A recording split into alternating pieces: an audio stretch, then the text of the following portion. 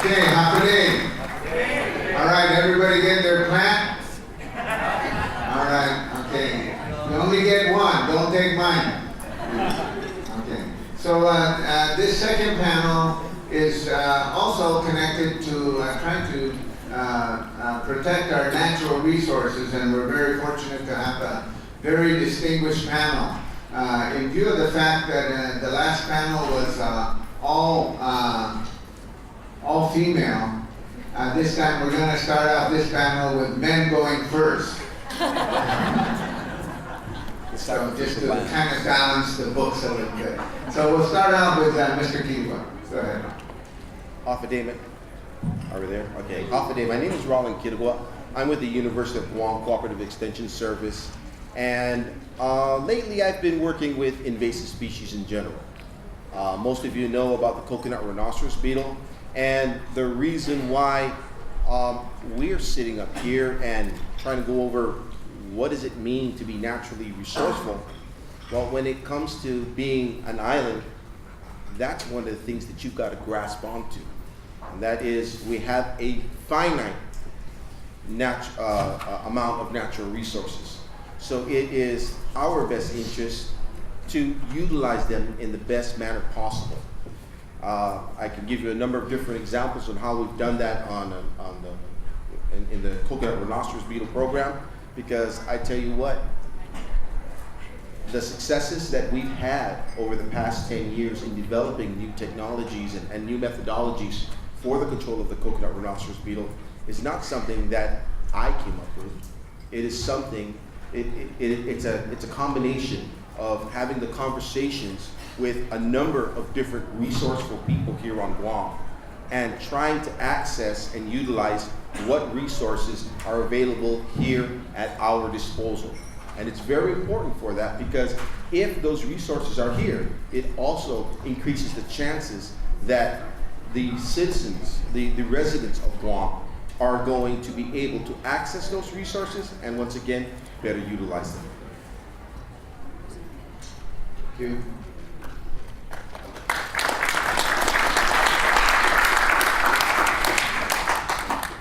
Good day, everyone. I'm Shelton. I work in the University of Guam Sea Grant program at the Center for Island Sustainability. And one of the biggest problems that we face environmentally is erosion of our land and sedimentation onto our coral reefs.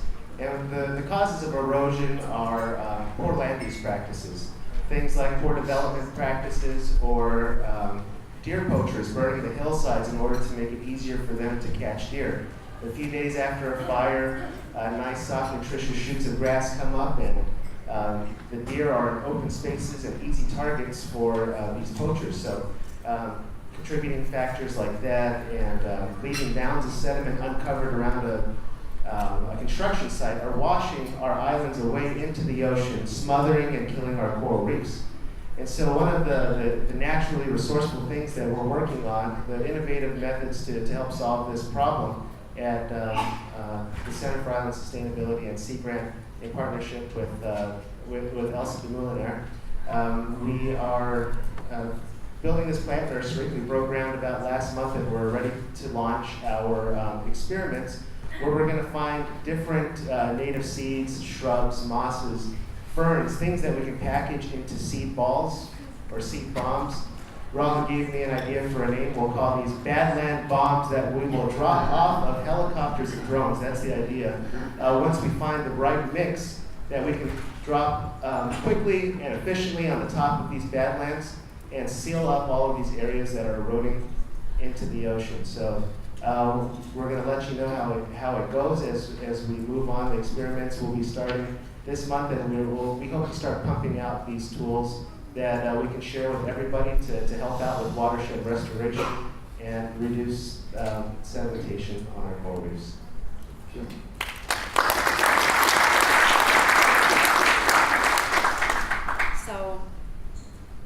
Hello. So my name is Laurie Raymundo. I'm a professor at the Marine Lab. I'm actually a coral ecologist. And my work sort of has come full circle. When I started out working with coral, I started working with culturing it, growing it out, and outplanting for the purposes of restoring and rehabilitating and mitigating human-caused damage. I got, in the course of that work, into coral disease, and then later, more recently, into coral bleaching. So I actually am a direct beneficiary of the work that Austin will do in the uplands. So basically dealing with solutions to human-caused impacts on coral reefs.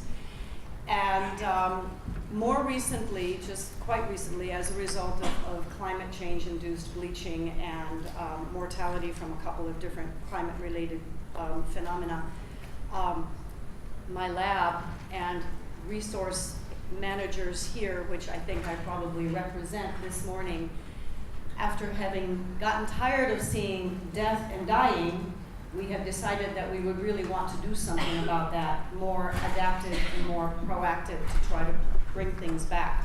So I'm running a workshop right now, even as we speak, at the Marine Lab, to look at ways that we can learn about reproductive biology about a particular group of corals that have been very, very stressed, that we've lost an enormous amount of. Some of you might have heard a little bit about that yesterday. And low technology, high efficient means of getting them to facilitating their successful fertilization and growth into larvae and then settlement onto appropriate substrates and then putting them back out onto the reef. So we have developed some of those methods, and we have to adapt them for different species and different environments where they're growing. And we also work with culturing them in an ocean nursery that we have started in Petey. So that basically we're trying to be proactive about their loss and learn about how to get them back again.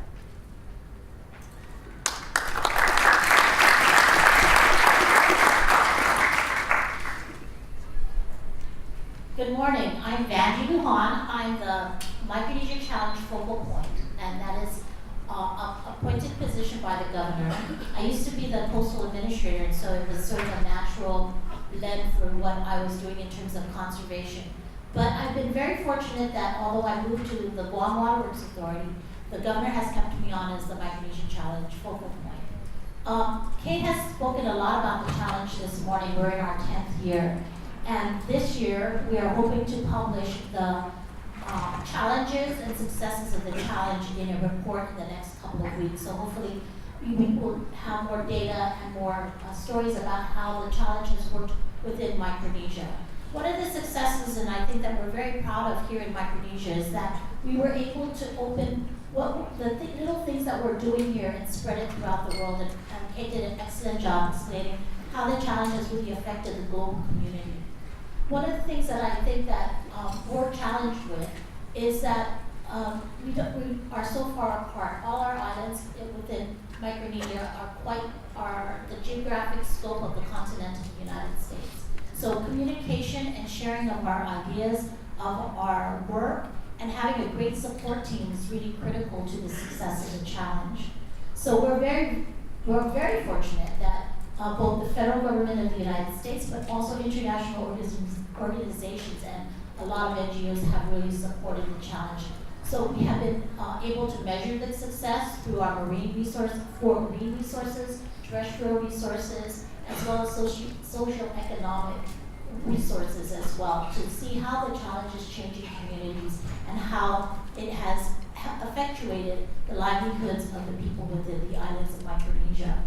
Some of the things that have been really beneficial is that things that are happening in some of these islands we're able to share, and so that we can learn from each other the positives and the negatives. So, for example, in FSM, they have a community of family that has put into conservation their forested areas. And so there's a Yella conservation initiative that happened in FSM. And so that's something that we're really trying to move to other communities to look at their properties and seeing if they can individually put things into conservation. In RMI, there have been a lot of lessons learned about the impacts of climate change to small islands and the communities of those small islands. And so that's something that we also are learning from RMI. I think for Guam and CNMI, as Fran had said, there's a lot of the emergence of nonprofit organizations, and that really has also helped Guam foster that different community. Recently, I'm part of the American Waterworks Association. We had a speaker that came in, and he said it's very difficult to do conservation or sustainability when you feel you have abundance. And I think that that's a problem that we have. We feel very comfortable with the resources that we have, that it's very difficult for a large part of our community to make that great step towards sustainability and towards conservation, because we have this sense of security that it will always be there. But as Laurie has shown, coral reefs are dying around us, and we're monitoring the death of them. We have lost a lot of our native species here on Guam, for birds and plants as well. And I think that this is our wake-up call to say that, you know what, it is not, without us intervening, it will not be sustainable for future generations, and it's now that we need to do something about that. Thank you.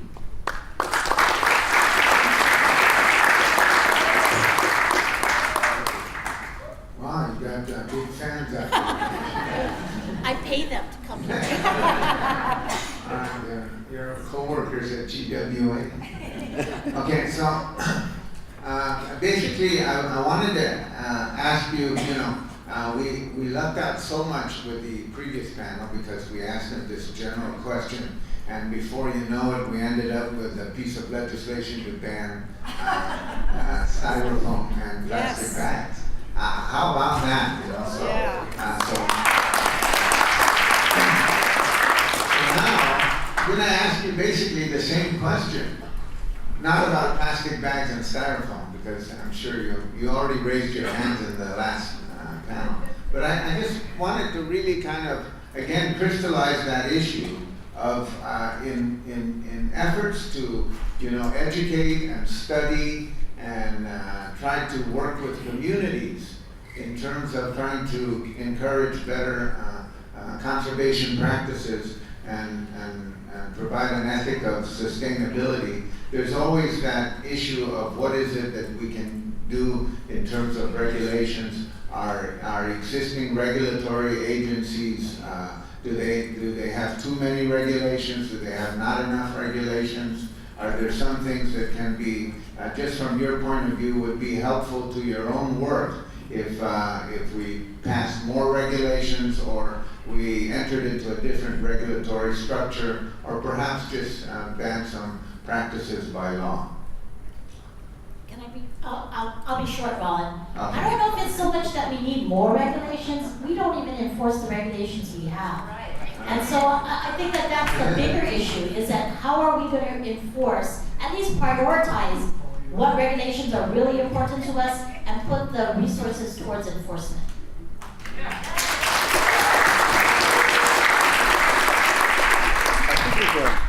I think there's something that we can build upon that, and I agree with her.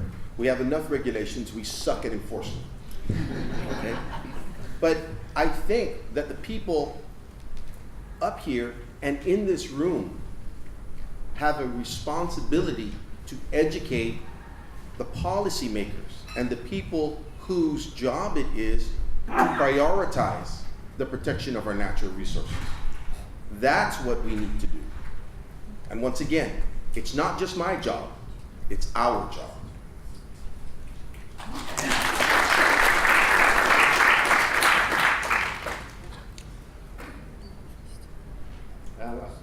Thinking in terms of violations to environmental laws that already exist, of course you're not supposed to burn a hillside. A deer poacher shouldn't be doing that. People should not be fishing in marine preserves, and there's violations to that. Developers should not be leaving those mounds of sediment just lying on the side of the road without putting a sediment silt screen or sediment filter socks around it, but it's happening. The one thing that the communities can help with for enforcement of those issues is once you see that violation taking place, you're passing by on the side of the road, take a picture of that mound of sediment, send it to the EPA. I've done it before, and there seems to be a response to that. They can't be everywhere at one place, so we can help out bringing attention to those things. Burning the hillsides, poaching the MPAs, there are maybe 5 to 7 conservation officers for the whole island. So that's how we, the government prioritizes those violations. And then once somebody is arrested or they get a ticket, is the AG going to enforce an environmental law? Is that a priority? So I think it's going to be a balance between enforcement and taking community action and bringing attention to these issues. That's going to make a difference. So that's what I mean. All right.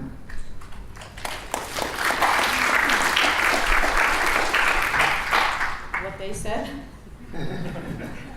Yeah, I think we're all obviously on the same page with this. I think we have the regulations. We need the enforcement.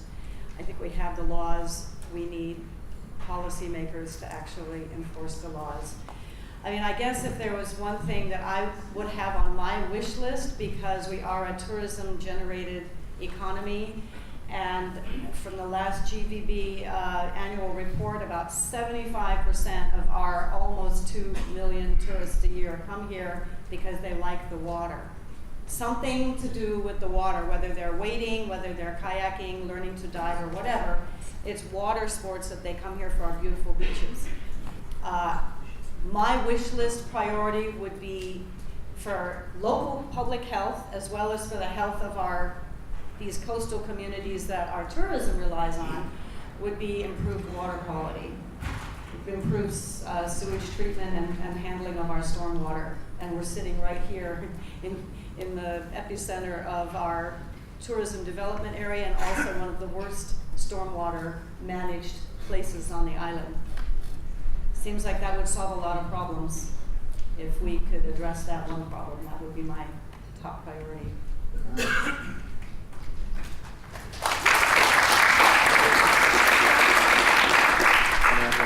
Okay, one more round. Roland. Well, we're all basically saying the same thing and building upon that. But what I want to ask you guys is, how many times have you been driving down the road, seeing something, an infraction, seeing litter, seeing erosion, and the first thing that comes to your mind is, you know what? Someone ought to do something about that. Well, guess what? You are that someone. All right. Whistleblower Rob. He's a whistleblower for Payless. Now I'm a whistleblower for the general public. Thank you so much. I would argue that, even as, I know that we're all preaching to the choir in this room, I still would argue for more support from on top, from our political leaders, from our business leaders, the people that actually make money off of what we have to offer here. I know I was a little kid, now I'm telling everybody how old I am, but I remember the commercials in the 60s in the US where the throwing trash out of your window, just the garbage had gotten to be a huge problem. But it became this nationwide campaign that was supported by local governments to stop littering. And you saw it in movie theaters, you saw it in social media, and you saw, we were basically blanketed with this. And it's something, when I first got here, it was the tomorrow on the beach, and we're thinking, family, and then they left the trash behind. I think that social media is a very, very powerful tool, and I think that we need to start making more use of that. I agree. I think we've lost shame.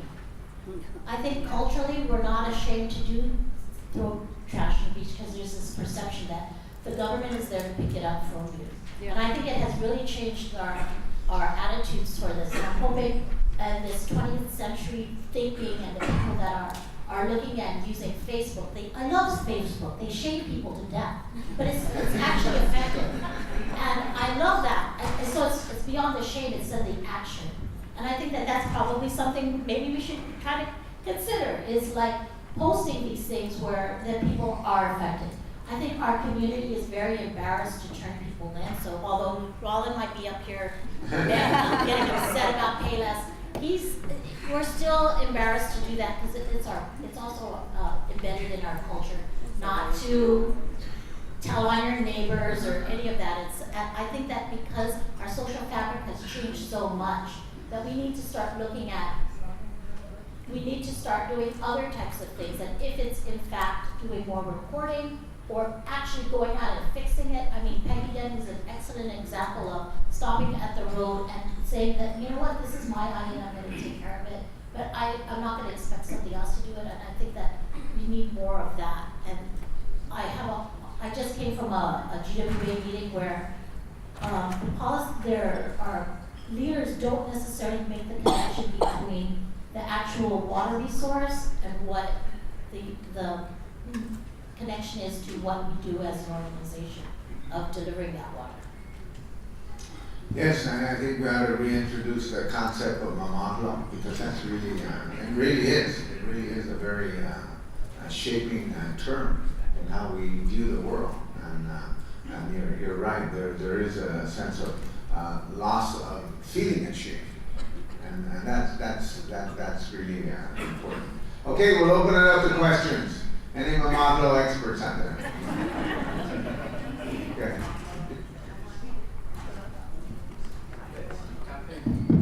Go ahead. Okay. I was inspired by you guys talking, and I had an idea. I don't know if they do this already, but I'm thinking, with the whole Mamala concept and reporting, that maybe our government agencies should be more transparent and visible by having a Twitter account. And so our kids and our adults and anyone who wants to report something that they see, or they see something, they could post it to Twitter, and then they could see that, GWA or EPA or any of our agencies here, they see that this has been reported, and so I was at someone that reported it, like what Roland said, or or it wasn't reported yet, I need to report that. And then that way we can also see that, and then they can respond back, we took care of it, I think that would be good for visibility and to tap onto what you guys have been saying about social media. Okay, everybody get a Twitter account. Especially people who you already have one. Especially people, and that's a very, actually, excellent suggestion. This is my,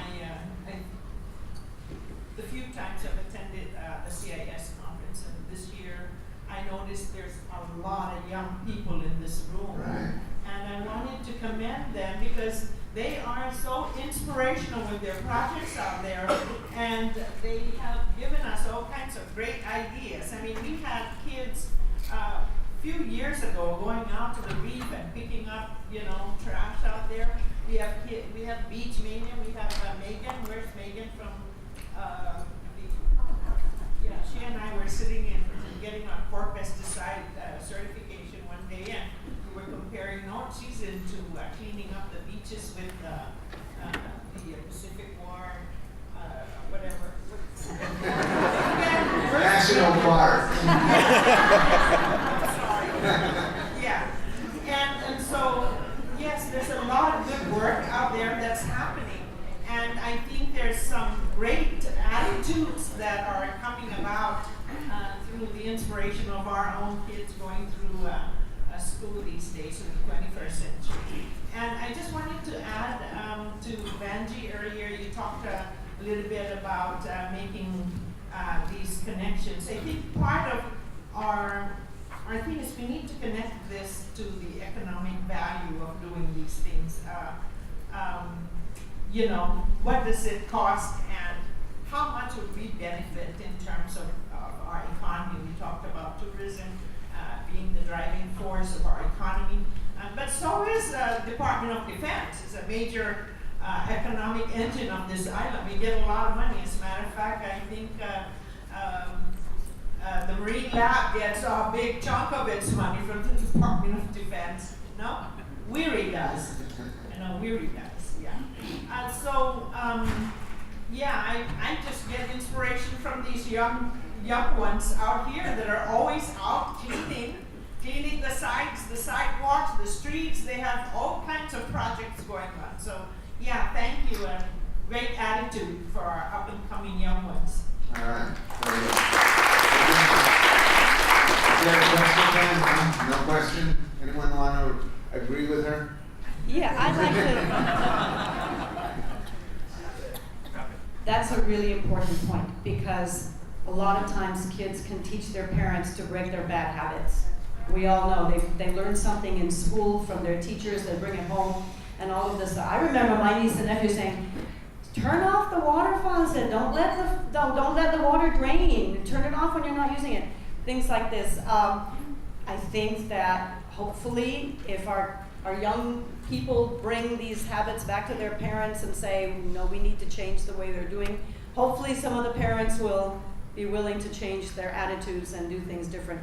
I totally agree with what you're saying. I would really like to see our young people doing something more productive than picking up our trash over and over and over again. And literally we know that there are people that say, oh, somebody else. We hear them saying, when we do these beach cleanups, somebody else will pick it up. 6 months later, we have to do another beach cleanup. The next day, yeah. It's true. It's a good point. Thank you. Adrian? I have two totally unrelated questions. First is for Laurie. Just how do you envision scaling up sort of the reef restoration efforts that you're playing with and what that's going to look like? The second one, Angie, you can yell at me later. I would just like to know, from your experience with the movement that you're involved with, a very community-led movement that's forced a very powerful local institution to make some significant changes, what lessons have you taken from that effort into resource management and some of the recurrent and sort of chronic problems we face with behavior change and social norms and how that works? So That's another panel. thanks. Okay, well, the reef restoration work has always been criticized by scientists all over the world for being too expensive to promote on the scale, the spatial and ecological scale that we need to apply it to. So we have this many hectares of reef that are dying. How can we possibly, scale up to that? And what I would like to do, we're doing this kind of incrementally, but I plan on involving community. We have a number of people in this room that have community organizations of people local volunteers who wish to get involved, who wish to do something more than, again, just watch things die. And if we can get people involved, I like to learn from the plant people in the house. We can apply a lot of plant biology to what we do with corals. And the plan is to start community gardens of coral. So that's what we are planning to do, to both make it cost effective and to be able to expand on the scale that would be meaningful for our reefs here. So that's my answer. Now you get the hard question. Now, Adrian, were you asking about my participation in Save Southern Guam? No. Okay, so I belong to a nonprofit organization that has done some stuff here, and I think my biggest thing that I learned from it is that if you truly are passionate about whatever your goal is, one, you have to have a very, very clear goal, very clear. Two, you don't need a lot of people. You need a lot of people to support you, but to organize and to plan, you don't necessarily need a lot of people. And it's just regular people. You don't need famous people, you don't need policymakers, you don't need anybody with that. You just have to have people that are truly dedicated to your passion. And the second thing is you have to be willing to let go of your friends. Your relationship with your friends must not, you can't say, I can't do that because that's my friend over there. Exactly. So if you've decided that this is what your goal is and you're willing to do it, sometimes you may have to come across people that are your friends who do not agree with you. And you have to decide which is more important. And sometimes we're islanders, relationships matter. That's why it takes us so long sometimes to do things. But and I also believe it depends on what the speed is. If you have something that you want to do right away, sometimes those relationships will have to take a step back. And then that's when you really know what your relationship really is. Did that answer your question, Adrian?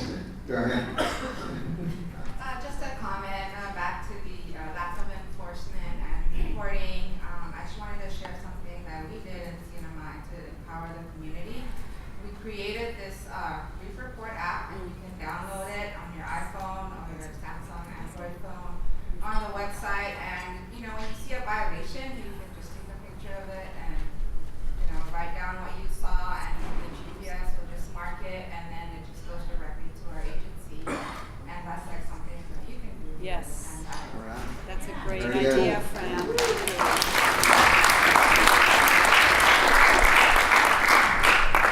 Hi, my name is Maria Cruz. Austin, I know you mentioned the deer poachers, but what about the ungulates themselves and their impact on the environment? And is anything coming out of UOG, to get rid of the ungulates in a certain area? Eat more deer? Sure. I'm going to let Roland talk about that. Ungulates are a big problem. The pigs and deers tear up our watersheds as well and add a lot to that sedimentation on the reefs. Regarding ungulates, the northern and southern soil and water districts are currently have a service agreement with USDA APHIS Wildlife Services. And this year we're conducting a pilot project for a number of years. Wildlife Services has been removing ungulates in the fence on DOD property, on Navy and up at Anderson. But this year, they've come outside the fence with the collaboration of the soil and water districts. So what's happening right now is we are taking names and talking to residents, and the priority is agricultural producers, but we're also taking a list of residents, and we're trying to find out where the feral swine are more prevalent. And I can tell you that within the first 90 days, we have taken over 117 hogs. And we're starting with the bigger numbers. There are some farms where they've taken over 40 in one particular farm. So we're currently working on removing the feral swine. We have not touched the deer, and there are some discussions about managing the carabao herds. And all of this, of course, goes back to protecting our water source and reducing the damage that these ungulates are causing to our native flora and fauna. Thank you.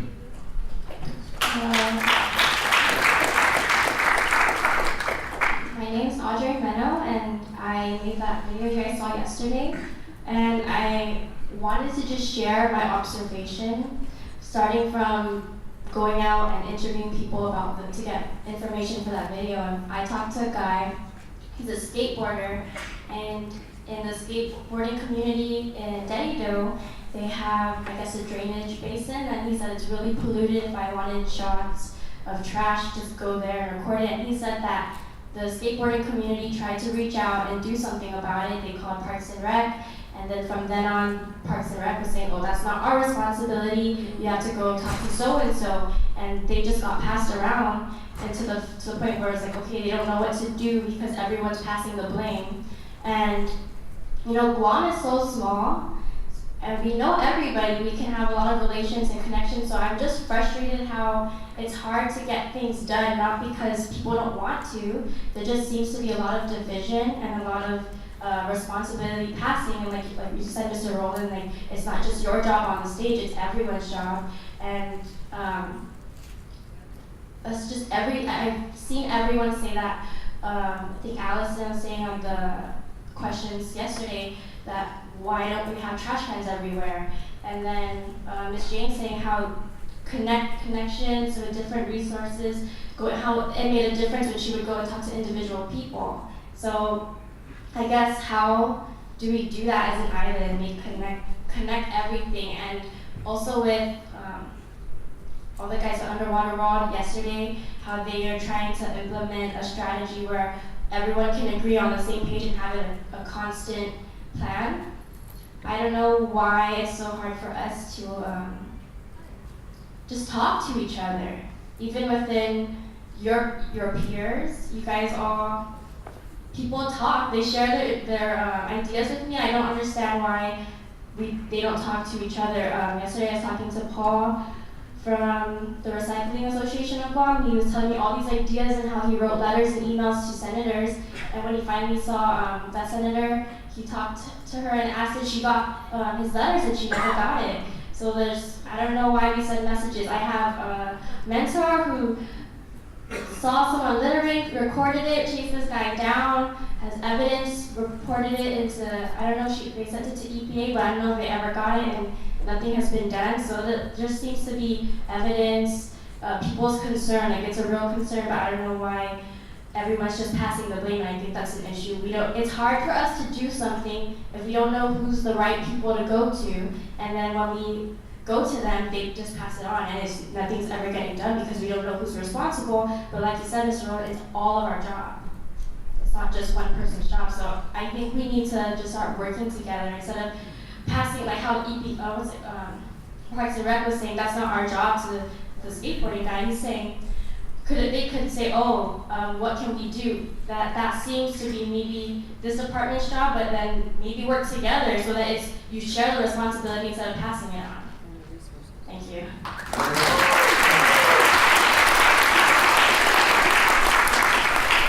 Thank you for that comment. Thank you for Can I just that. say something about that? When the way you get things done on Guam is you have to attack it by multiple sources. You can't just tell one, you have to tell like 14 people, and then you finally will get it done. So that's been my experience.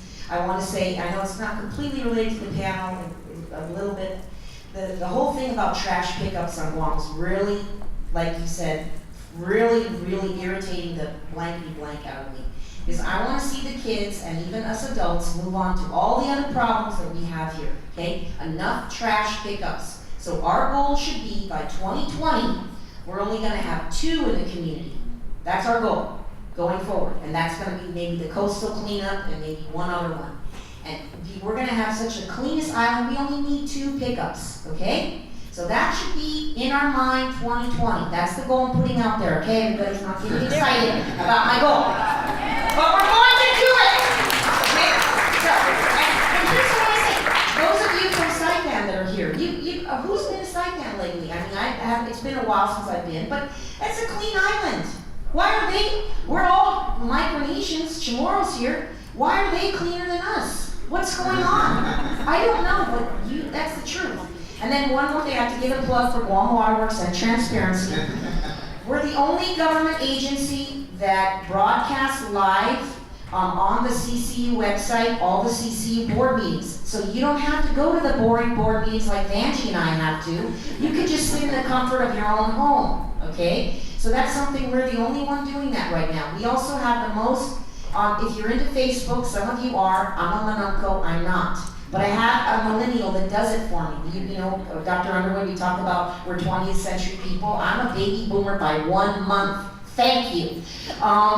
But we have almost 8,000 likes on our Facebook page. And the little that I know about social media is, those of you who use it all the time, you only go to those sites if you see that it's regularly updated.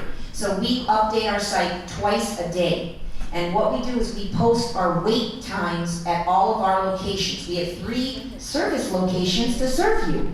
Okay, so if you want to know what the wait time is at Fadian, and you live in the Nilau area, or again, you can go on the Facebook page and you can find it out. So almost 8,000 likes, I'm very proud of that. We have Instagram, Twitter, and YouTube. So I think we're pretty transparent.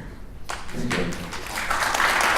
Since we're all very excited right now based on Heidi's contribution, Laurie, you want to share with us a little bit about the Science March this Saturday? Yes.